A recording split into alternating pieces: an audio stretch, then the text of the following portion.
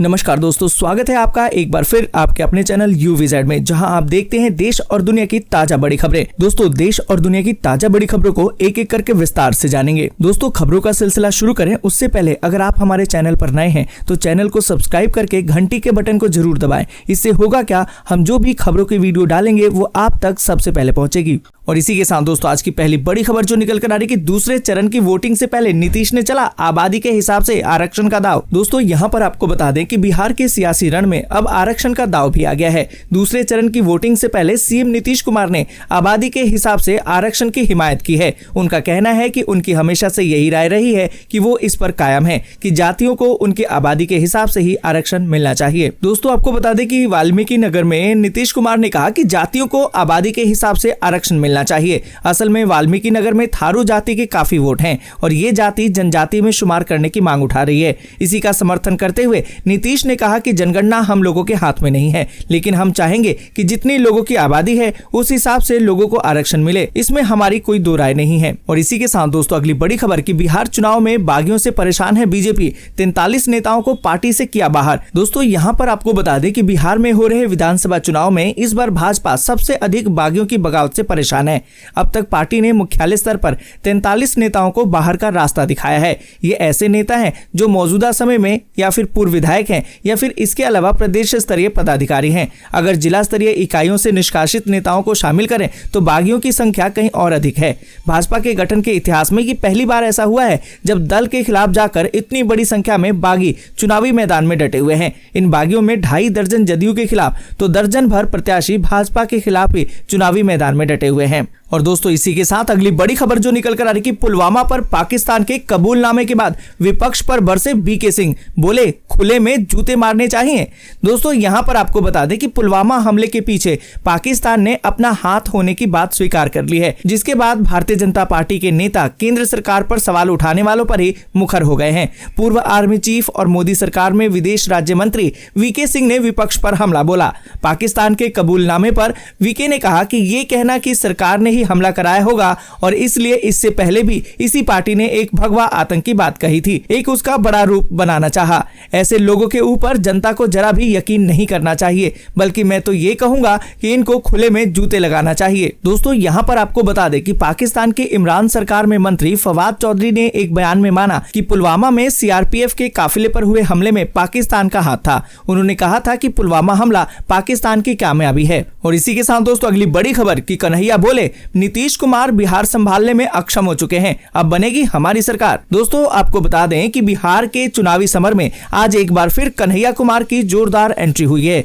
कन्हैया कुमार मोतिहारी के चकिया में चुनावी सभा को संबोधित करने पहुंचे। यहां उन्होंने पिपरा के भाकपा माले के उम्मीदवार राजमंगल प्रसाद कुशवाहा के समर्थन में वोट की अपील की।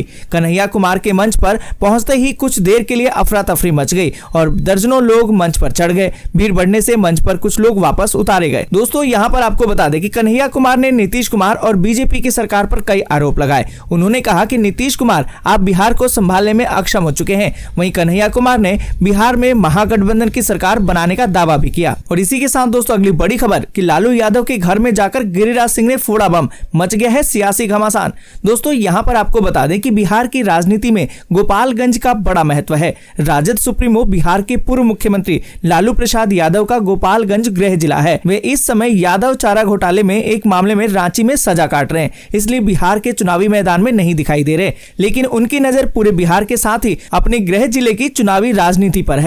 यहाँ बिहार विधानसभा चुनाव 2020 के दूसरे चरण में 3 नवंबर को मतदान है। लालू के गृह जिले में विधानसभा की 6 सीटें हैं। दोस्तों, यहाँ पर आपको बता दें कि राष्ट्रीय जनतांत्रिक गठबंधन यानी कि एनडीए के तमाम नेता लालू के गृह जिला में भाजपा जदयू प्रत्याशी के प्रत्याशियों के पक्ष में जोर लगा रहे हैं। इसी कड़ी में केंद्रीय मंत्री गिरिराज सिंह ने गोपालगंज पहुंचकर राजनीतिक माहौल को और गर्मा दिया है। दोस्तों, आपको बता दें कि भाजपा के फायर ब्रांड नेता केंद्रीय मंत्री गिरिराज सिंह ने गुरुवार को चुनाव प्रचार के दौरान लालू के गृह गृह जिले गोपालगंज में चढ़ाई की। उन्होंने अतीत के लालू राबड़ी सरकार के कार्यकाल को याद दिलाते हुए बयानों का बम फोड़ा। संवाददाता सम्मेलन करके कहा कि बिहार में जो महागठबंधन बना है वे केवल बम और बारूद की बात करता है। बिहार की जनता को यही करना होगा कि उसे बम फोड़ने वाली महागठबंधन की सरकार चाहिए या नारियल फोड़ने वाले एनडीए की सरकार। बिहार और देश में एनडीए केवल विकास का कार्य करता है। और इसी के साथ दोस्तों अगली बड़ी खबर की तेजस्वी बोले, हमारी सरकार बनी तो पढ़ाई, दवाई, सिंचाई और कमाई के मुद्दे पर करेंगे काम।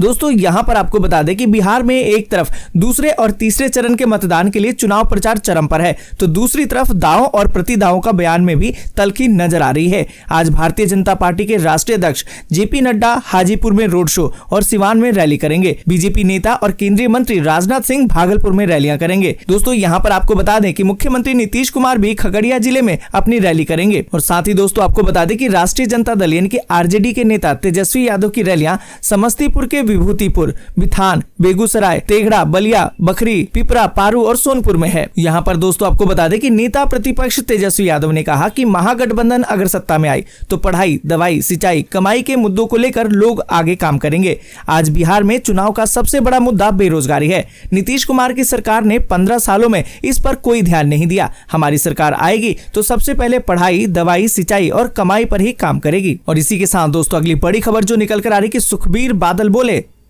अलग पार्टी बना बीजेपी के साथ जा सकते हैं कैप्टन अमरिंदर। दोस्तों यहां पर आपको बता दें कि अकाली दल के अध्यक्ष सुखबीर सिंह बादल ने कांग्रेस नेता और पंजाब के मुख्यमंत्री कैप्टन अमरिंदर सिंह पर निशाना साधा। उन्होंने कहा कि पंजाब में अमरिंदर सिंह कांग्रेस का साथ छोड़ अलग पार्टी बनाकर बीजेपी के साथ जा सकते हैं। यहाँ पर दोस्तों आपको बता दें कि सुखबीर बादल ने एक वर्चुअल प्रेस कॉन्फ्रेंस के दौरान कहा कि जिस तरह से पंजाब के सीएम कैप्टन अमरिंदर सिंह का झुकाव केंद्र सरकार और बीजेपी की तरफ है, उसे देखकर ऐसी आशंका है कि आने वाले समय में पंजाब विधानसभा चुनाव के दौरान कैप्टन अमरिंदर सिंह कांग्रेस को छोड़कर अलग पार्टी बना लेंगे और बीजेपी के साथ गठबंधन करके चुनाव मैदान में उतरेंगे। और इसी के साथ दोस्तों अगली बड़ी खबर की पुष्पम प्रिया बोली, सोशल मीडिया पर मेरे साथ बिहार की जनता, अन्य ग्रह के लोग नहीं है। दोस्तों आपको बता दें कि मुख्यमंत्री पद की उम्मीदवार पुष्पम प्रिया चौधरी ने मधुबनी में अपनी पार्टी के प्रत्याशी मधुबाला गिरी के लिए रोड शो किया। इस दौरान उन्होंने अपने सोशल मीडिया यूजर्स के बारे में बताया। उन्होंने कहा कि सोशल मीडिया पर मेरे साथ जो लोग हैं वे बिहार की जनता है और वह किसी अन्य ग्रह के लोग नहीं है। दोस्तों यहाँ पर आपको बता दें कि सीतामढ़ी से आने के बाद पुष्पम प्रिया चौधरी को प्लूरल्स पार्टी के कार्यकर्ताओं ने मधुबनी के टाउन क्लब फील्ड में पहले स्वागत किया। स्वागत के बाद पुष्पम प्रिया चौधरी का रोड शो शुरू हुआ। पुष्पम का रोड शो मधुबनी के स्टेशन चौक, गंगा सागर चौक, तिलक चौक और शंकर चौक होते हुए निकला। दोस्तों यहाँ पर आपको बता दें कि पुष्पम प्रिया ने मीडिया से बात करते हुए कहा कि मुझे आम लोगों का अच्छा रिस्पांस मिल रहा है, जिसके कारण मुझे जगह जगह रोका जा रहा है और मुझे आने में थोड़ी देरी हो गई है। सोशल मीडिया पर सक्रिय रहने के जवाब में उन्होंने कहा कि सोशल मीडिया पर मेरे साथ जो लोग हैं वह बिहार की जनता है, वह किसी अन्य ग्रह के लोग नहीं है। और इसी के साथ दोस्तों अगली बड़ी खबर की बांकीपुर सीट है हाई प्रोफाइल, मैदान में ही ये बड़े चेहरे। दोस्तों यहाँ पर आपको बता दें कि बिहार में दूसरे चरण के मतदान के लिए अब काउंटडाउन चल रहा है। अगले चरण की 94 सीटों के प्रत्याशियों की धड़कनें बढ़ गई हैं। चुनाव प्रचार में पूरी तरह ताकत झोंकी जा रही है। इसमें एक विधानसभा सीट ऐसी है जिसे हाई प्रोफाइल माना जा रहा है। वजह है कि इस सीट के 3 प्रमुख प्रत्याशी जो यहाँ की लड़ाई रोचक बना रहे हैं।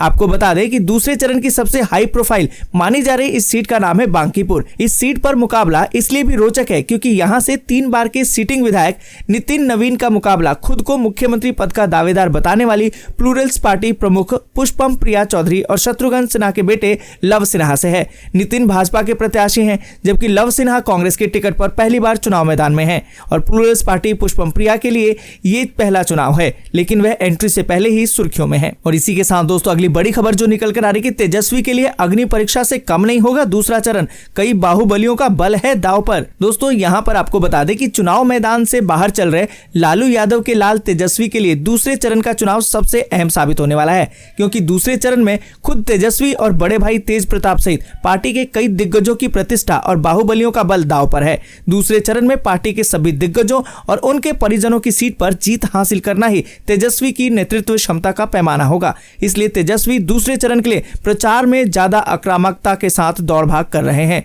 यहाँ पर दोस्तों आपको बता दें कि दूसरे चरण में जिन 94 सीटों के लिए मतदान होना है उनमें से 56 सीटों पर राजद के प्रत्याशी मैदान में हैं। इन प्रत्याशियों में खुद तेजस्वी और तेज प्रताप के नाम भी शामिल हैं। 56 में से 31 सीटें ऐसी हैं जहां पिछले चुनाव में राजद प्रत्याशी ही सीटिंग विधायक हैं। इन 31 सीटों पर जीत को बरकरार रखते हुए अन्य प्रत्याशियों को जिताने की जिम्मेदारी अब तेजस्वी के कंधे पर है। और इसी के साथ दोस्तों अगली बड़ी खबर कि बीजेपी सांसद बोले मोदी के हनुमान है चिराग तो लंका जलाएं, अयोध्या जलाने की बात न करें। दोस्तों यहाँ पर आपको बता दें कि बिहार के छपरा में प्रधानमंत्री नरेंद्र मोदी की रैली को लेकर तैयारियां चल रही हैं। बीजेपी सांसद जनार्दन सिंह सिग्रीवाल इस रैली की तैयारियों का जायजा लेने पहुंचे। इस दौरान बीजेपी सांसद ने चिराग पासवान पर निशाना साधा। उन्होंने कहा कि यदि चिराग पासवान पीएम मोदी के हनुमान है तो लंका को जलाएं, अयोध्या को जलाने की बात न करें। दोस्तों आपको बता दें कि छपरा के हवाई अड्डे मैदान पर 1 नवंबर को प्रधानमंत्री नरेंद्र मोदी जनसभा को संबोधित करेंगे। पीएम की रैली को लेकर तैयारियां अंतिम चरण में चल रही हैं। इससे पहले आज महाराजगंज से बीजेपी सांसद